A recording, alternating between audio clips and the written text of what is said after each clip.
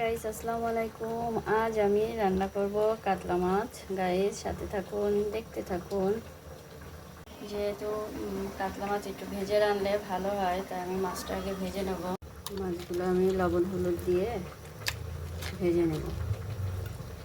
লবণ দিয়ে নিচ্ছি, হলুদ দিয়ে আমি এটা মাখিয়ে নেব। লবণ আর হলুদটা ভালো করে মাখালে মাছের ভিতরে যায় এবং স্বাদও হয়।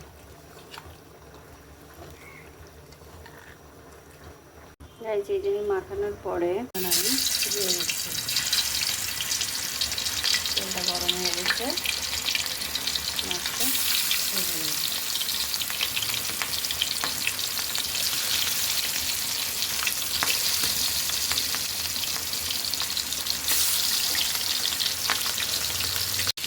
গাইস, এই দেখুন আমার মাছ ভাজা হয়ে গেছে। আর একটু কড়া করে ভাজবে।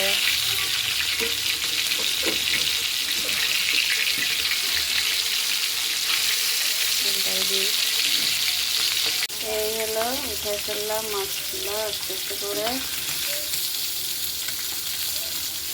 হলো মাছ আমার ভাজা হয়ে গেছে, আর কিছু আছে সেগুলো দিয়ে দেবো।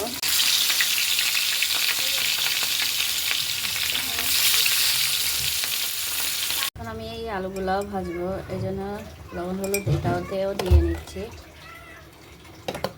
দিয়ে মাখিয়ে আমি একবারে সব ছেড়ে দেবো। ছেড়ে দিয়ে আমি এটা ভেজে নেব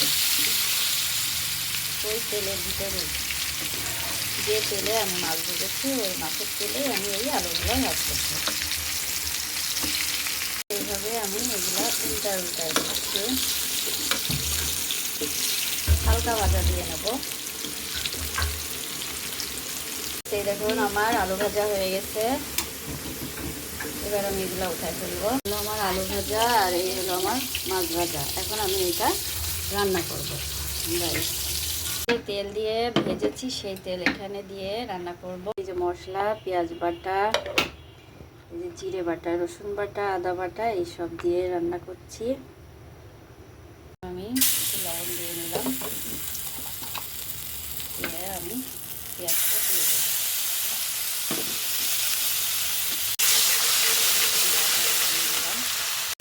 ঝাল বাটা দিয়ে দিলাম, লবণ হলুদ জিরে সব মশলা আর একটু দিয়ে দিলাম। দিয়ে আমি মশলাটা ভালো করে কষায় নেব।